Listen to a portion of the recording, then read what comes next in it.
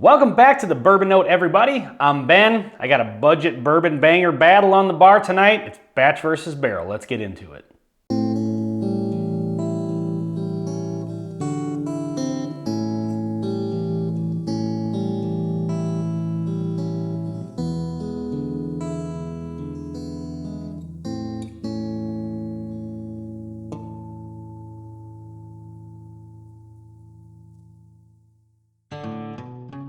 This is going to be the second edition of a new sort of series I've started on this channel called Batch versus Barrel, where I just take the single barrel version of a bourbon and pin it against the regular batch version. So tonight I've got Evan Williams single barrel. The sample from the regular Evan Williams was just a mini bottle, so I don't have that displayed on the bar here because it's a mini bottle.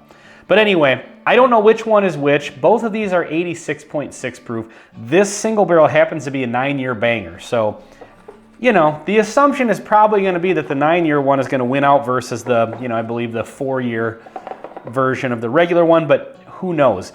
Judging by the results / reaction to the last video I did of this, people weren't happy with, I did Old Forester 100 versus Old Forester 100 single barrel. And the batch product came out on top, and people were very vocal about that. And I wonder if that's just because with certain brands, people just, I know there's a lot of hype around the Old Forester 100 single barrels, so I think people just want that to be better, maybe. But, the single barrel version is not always going to be better than the batch product. That's why they batch them, because some barrels are better than others. And, when they're both 100 proof, they're both probably, relatively speaking, aged around the same. There's sometimes a batch product's going to win. Now, again, this one happens to be a 9-year single barrel, so I would assume it'll be noticeable. And unless I'm completely off, it's noticeable. This one definitely smells like it's aged a little bit better. Now that I say that, of course. Yeah. The one on the left, I may be destroying my credibility here, but the one on the left here definitely is coming across as better aged. This one's coming across as a little youthy. So let's get into the palate here. I'm going to raw dog these, no water. That's kind of my plan when I do these, since they're, if they're differing bourbons, I would do water in between, but since they're basically the same, I'm going to go no water. See if there's a noticeable drop off. Cheers. This one did not require a lot of time. The one on the left here, I'm going to go, sample number 2. To me, is clearly a more refined, better bourbon. The one on the right comes across as a little bit youthy. This one comes across as more well-aged. It's got a little more punch to it. It's got a little more boldness to it. So, with my credibility on the line here, because I don't know which one is which, let's find out. I'm going to place the winner as glass number 2.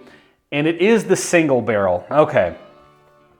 I feel like this was an easy one. I think anybody sampling these two next to each other would come up with this one as the winner because, well, maybe not the winner because maybe you like that youthy note, but could pick the more well-aged one.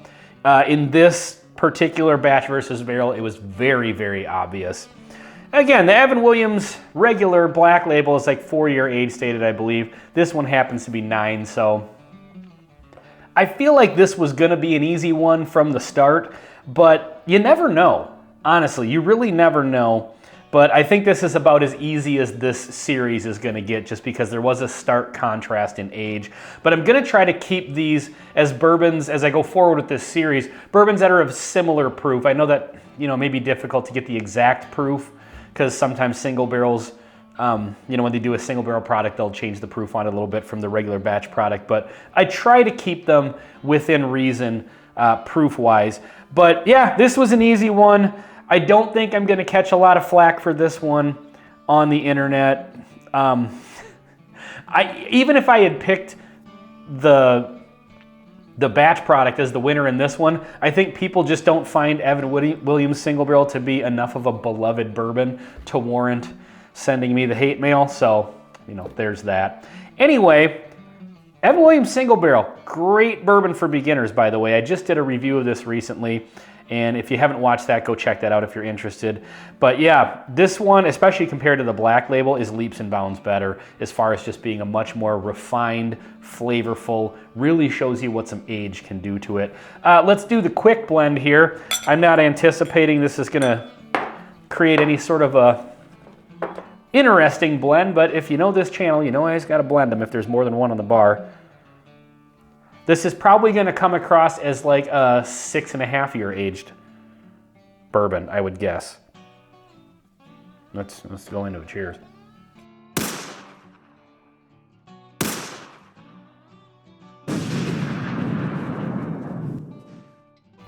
Yeah, that didn't really change it a whole lot, but you know, what do you do? Evan Williams Single Barrel, the winner today. Recommend this again as like a beginner pour. Unfortunately, the price has gone up to the point that it's kind of priced me out of my interest. But you know, if you're interested in trying it, you're fairly new to bourbon, this is a really good option. So anyway, well, this has been another episode of Batch versus Barrel. Evan Williams Single Barrel versus Evan Williams Black Label. On the Bourbon Note, I'm Ben. Please like, comment, and subscribe if you haven't already. We'll see you on the next one.